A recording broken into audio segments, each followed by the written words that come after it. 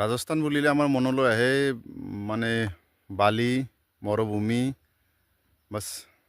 গছ গছনি নাই পানী নাই ৰাজস্থান বুলিলে আমাৰ সাধাৰণতে মনত এইখিনি আহে কিন্তু ৰাজস্থান মানে এনেকুৱা ঠাই মানে পানী কম পানীটো কেনেকৈ কিমান ধৰণে ধুনীয়া খেতি কৰিব লাগে কেনেকৈ মেনেজ কৰিব লাগে ৰাজস্থানে বহুত ভালকৈ জানে আৰু বহুত ভালকৈ কৰি আছে মোৰ পিছফালে সৰিয়হৰ খেতি মই কেইটামান ক্লিপত সৰিয়হৰ খেতি দেখুৱাম ইমান ধুনীয়া সৰিয়হৰ খেতি ইয়াতে মানে হয় আৰু কৰে মানুহবিলাকে ৱাটাৰ মেনেজমেণ্টটো বহুত মানে ইৰিগেশ্যন চিষ্টেমটো ইয়াত ইমান ধুনীয়া মানে ইমান আচ্ছেছে মানে ইয়াতে প্ৰবন্ধন কৰে মানে ইৰিগেশ্যনৰ তো সেইকাৰণে ইয়াতে চব খেতি ইয়াতে হৈ যায় আৰু কৰে আৰু আমাৰ ফালে মই দেখিবলৈ পাওঁ সৰিয়হ খেতি বহুত কৰে সৰিয়হৰ খেতি কিন্তু আমাৰ ফালৰ সৰিয়হ মোটামুটি ধৰক মোৰ মানে আঁঠুলৈ মানে আহে 1 ফিট 1.5 ফিট ইমানমান হাইটৰ সৰিয়হ আৰু ইয়াতে সৰিয়হ চাব যদি মই মাজত থিয় হওঁ মই কিজানি মোৰ মানে মূৰৰ ওপৰলৈ ক্ৰছ কৰি যাব আৰু এনেকুৱা লাগে মানে যে ধান যেনেকৈ আমি সৰুকালতে আমি ধান মৰণা মাৰিছিলোঁ ধান গৰু দি যেতিয়া ধান মৰণা মাৰিছিলোঁ তেতিয়া মানে ভাৰে ধান আনি পেলাই মানে চোতালত মানে পেলাই দিছিলোঁ জাপি দিছিলোঁ তো তেনেকৈ মানে ইয়াতে সৰিয়হ এনেকৈ জাপ খাই থাকে ইমান ধুনীয়া সৰিয়হ হয় মানে দেখিবলৈ ভাল লাগে মানে এইটো আমাৰ ফালে নহয় আমাৰ ফালে 1 ফুট 1.5 ফুটৰ সৰিয়হৰ খেতি হ'ব তাতে কেইটামান ফুল লাগিব কেইটামান সৰিয়হ হ'ব একচুৱেলি আমি খেতি কৰা বদলি মানে চেঞ্জ কৰিব দৰকাৰ ইৰিগেশ্যন চিষ্টেমটো আমি আনিব লাগিব তাৰে পিছত ভাল কোৱালিটিৰ মানে বীজ আমি ল'ব লাগিব তাৰে পিছত তেতিয়াহে আমাৰ প্ৰডাকশ্যন হ'ব নহ'লে এনে খেতি কৰিব লাগে কৰিছোঁ হ'ব লাগে হৈছে বাছ এনেকুৱা হ'লে মানে আমি উন্নত হ'ব নোৱাৰিম ইয়াতে মই দেখা পাওঁ এজন খেতিয়কে মই ৰাজস্থানত কেইবাবাৰো আহিলোঁ এতিয়া দেখা পাওঁ মানে প্ৰথমতে সিহঁতে মুগৰ খেতি কৰিছিল মই এদিন সুধিলোঁ এজনক মানে মুগ বিকি পেলাই আহি আছিল ট্ৰেক্টৰ ট্ৰলি দি কিমান পালা বুলি সুধিলোঁ সিহঁতে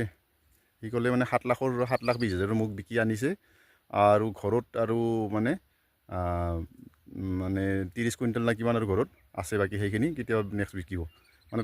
টোটেল মানে 9-9.5 লাখ মানৰ মুগ খেতি বিকিছে তাৰপিছত এতিয়া সৰিয়হ কৰিছে এখেতসকলে মানে সৰিয়হ বহুত ধুনীয়া সৰিয়হ হৈছে তো ইয়াতো মোটামুটি 6-7 লাখকৈ মানে সৰিয়হ পাব তো সেইকাৰণে আমি দেখা পাওঁ মানে এইফালৰ মানুহ নৰ্থ ইণ্ডিয়াৰ মানুহবিলাক আমাৰ নৰ্থ ইষ্টৰ মানুহবিলাকতকৈ বহুত বেছি ধনী আৰু খেতিয়কবিলাক বহুত বেছি ধনী খেতিয়ক হয় ৰাজস্থানত মই সৰিয়হৰ খেতি দেখি মানে হেৰি হৈ গৈছিলোঁ মানে হতবাক হৈ গৈছিলোঁ মানে কেনেকৈ খেতি কৰে এনেকুৱা মৰুভূমি জেগাত এয়া মই বেলেগ টাইমত কেইটামান ভিডিঅ' বনাইছিলোঁ তো সেইটো মানে আজি মই গোটেইকেইটা হেৰি কৰি আছোঁ ক্ল'জ কৰি মানে ফাইনেলি এটা ভিডিঅ' বনাই আছোঁ এয়া হ'ল যেতিয়া মানে সৰিয়হ ছটিয়াই দিছিল আৰু গজালি হৈ পেলাই অলপমান ডাঙৰ হৈছিল তো তেতিয়া পাতবিলাক একদম ডাঙৰ মানে ডাঙৰ মূলা গছৰ মানে মূলাৰ শাকৰ পাতৰ দৰে ইমান ডাঙৰ পাত এখেতসকলে কি কৰে মানে হাৰভেষ্টাৰ চিডাৰ আছে ট্ৰেক্টৰৰ পিছত চিডাৰ লগাই দিয়ে গোটেই সৰিয়হবিলাক সিহঁতে বাতিৰ দৰে টানে মানে যেনেকৈ আমি বাতি টানিলে চিধা হৈ যায় তেনেকৈ হাৰভেষ্টাৰে দি সিহঁতে মানে সৰিয়হবিলাক প্ৰথমতে হাল বাই পেলাই তাৰপিছত হাৰভেষ্টাৰ লগাই দিয়ে হাৰভেষ্টাৰ দি ইয়াতে মানে বীজবিলাক সিঁচে সেইবাবে কি হয় মানে গোটেই সৰিয়হখিনি চিধা হৈ যায় মানে বাতি হৈ যায় মানে তো সেইকাৰণে ইয়াতে গোটেই সৰিয়হখিনি এটা লাইনত থাকে সেইফালৰ পৰা কি হয় পানী দিওঁতে সিহঁতৰ সুবিধা হয় পানী দিলে মানে গোটেইবিলাক এনেকৈ দিব পাৰি তাৰে পিছত এইটো নেক্সট ক্লিপটোত মই লৈছিলোঁ সৰিয়হবিলাক যেতিয়া ডাঙৰ হয় সেই সময়ত এতিয়া গছবিলাক মানে জাষ্ট ডাঙৰ হৈ উঠিছে আৰু এতিয়া ফুলিব আৰম্ভ কৰিছিল তেতিয়াৰ ভিডিঅ' এইবিলাক এইখিনি সময়ত মানে 4 ফুট মোটামুটি ওচৰা-ওচৰি ওখ হৈছিল আৰু বিৰাট ধুনীয়া দেখা যায় ভালকৈ মানে মাটিটো শস্যটো মানে চহ কৰি লয় তাৰে পিছত প্ৰতি 6-7 দিনৰ মূৰে ইয়াতে পানী দিয়ে ইয়াতে ইৰিগেশ্যন চিষ্টেম কৰে আৰু ইৰিগেশ্যন কৰে স্প্ৰিংকলাৰ ইৰিগেশ্যনৰ পৰা ইয়াতে মানে য'ত নেহেৰৰ পানী আহে পানী অহাৰ পিছত তাত পানীবিলাক এটা পুখুৰীত মানে পুখুৰী এটা খান্দি তাত মানে ষ্ট'ৰ কৰে পানীবিলাক তাতে টাৰপলিন দি পেলাই তাৰে ওপৰত পানীবিলাক ষ্ট'ৰ কৰে আৰু প্ৰতিটো পুখুৰীৰ ওচৰতে তেওঁলোকৰ আছে ছ'লাৰ প্লেটেদি মটৰ চলায় আৰু মটৰৰ সেই পাইপবিলাক যিবিলাক যায় চবতে মানে স্প্ৰিংকলাৰ লগাই থৈ দিয়ে স্প্ৰিংকলাৰেদি শস্যবিলাকত পানী যোগান ধৰে সেইবাবে মানে প্ৰডাকশ্যন ভাল হয় স্প্ৰিংকলাৰ পানী মানে বৰষুণৰ দৰে যেতিয়া পানী পৰে শস্যবিলাক ভাল হয়। তো এই সময়ত মানে শস্যবিলাক এই সৰিয়হৰ ফুলবিলাক ফুলিছিল তেতিয়া, সেইটো সময়ৰ এইটো ভিডিঅ'। বিৰাট এটা সৌন্দৰ্য মনোমোহা মানে দৃশ্য, আৰু ভিডিঅ'ত হয়তো সিমান ভালকৈ চাব নোৱাৰি বা দেখিব নোৱাৰি, কিন্তু ওচৰৰ পৰা চালে মানে বহুতেই ভাল লাগে। আৰু সৰিয়হৰ গছৰ মানে যিটো বল বা মানে আছিল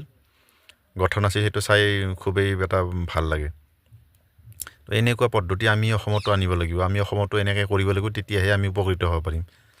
অসমৰ কৃষক আৰু ৰাজস্থানৰ কৃষকৰ মাজত এই পাৰ্থক্য। অসমৰ কৃষকে গোটেই বছৰ খেতি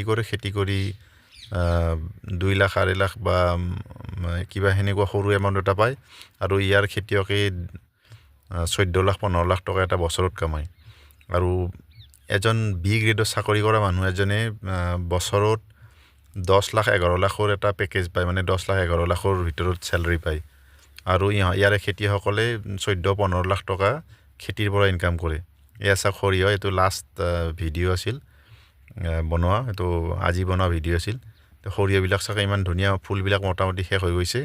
এতিয়া সৰিয়হবিলাকৰ মানে চেওঁ ধৰিছে, আৰু যেনেকৈ মৰাৰ দৰে মানে সৰিয়হবিলাক জাপ খাই আছে, এনেকুৱা সৰিয়হ হৈছে। চাইও ভাল লাগে, আৰু যেতিয়া ইয়াতে সৰিয়হ উঠাব, ইয়াৰ প্ৰডাকশ্যন বহুত ভাল পাব, আৰু প্ৰডাকশ্যন ভাল পোৱাৰ লগতে বহুত ভাল টকাও পাব, কাৰণ সৰিয়হৰ বহুত ভাল দাম, আৰু সৰিয়হৰ তেলৰ দাম সকলোৱে জানে, আকাশ চুই গৈছে। তো এনেকুৱা পদ্ধতিত আমিও খেতি কৰিব লাগিব, আমিও আমাৰ তাত প্ৰযুক্তি আনিব লাগিব, আগৰ পদ্ধতিবিলাক বাদ দিব লাগিব, তেতিয়া আমি সফল হ'ব পাৰিম। ভিডিঅ'টো ভাল পালে চেনেলটো লাইক ছাবস্ক্ৰাইব কৰি দিব, যদি ফেচবুকত চাইছে ফ'ল' কৰি দিব। ধন্যবাদ।